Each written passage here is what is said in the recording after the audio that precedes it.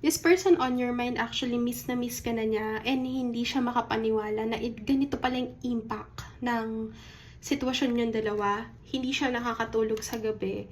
Kasi meron siyang doubt na if ever nagkaroon ka ng iba or parang nakikita ko dito, may nakita siyang post mo na bilib niya talaga. Nalungkot siya nang makita niyang may kasama kang iba.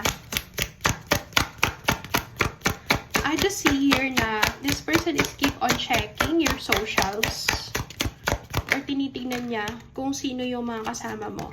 Hindi niya nagustuhan yung post mo. Hindi niya nagustuhan. And this make your person worry. Actually, nalungkot siya na makita niyang may kasama kang iba and feeling niya wala na siyang lugar sa buhay mo. Nag-aalala siya kasi feeling niya useless siya. Yung hindi mo na siya kailangan.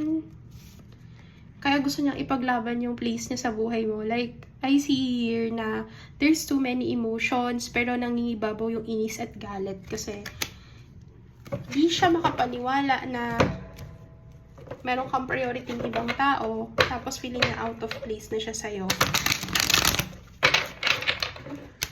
Gusto niyang i-express sa'yo yung feelings niya pero nangingibabaw yung selos.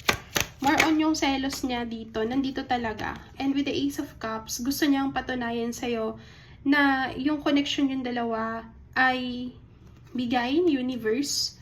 Feeling ko kasi nagtatry to na mag-move on or maghanap ng iba. Pero every time na maghahanap siya ng iba, lagi nagkakamali, nag-failed. So parang nagba-backfire sa kanya. Hindi na lang niya hinaharap yung feelings niya sa'yo. Tinatry niya i-hide, tapos nag-i-stalk siya sa'yo dito because I can see here, okay, nalaglag siya. Parang nag-i-slip talaga. Gusto niyang aminin sa'yo yung totoo na nagsiselos siya. Pero gusto niya rin itago. Nami-miss ka niya at the same time.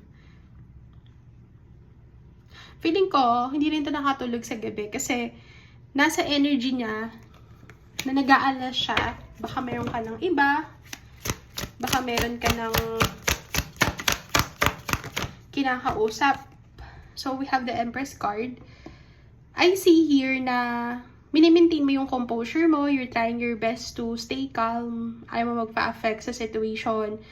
Pero parehas lang kayo affected. Hindi lang talaga siya halata sa kanya. Pero parehas kayo nag-iisip kung ano na yung mangyayari dito. You are both worried at the same time.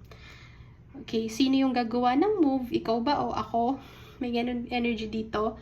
Pero both of you want this connection so bad to the point na talagang hindi mo na alam yung gagawin mo. You are so lost. You are so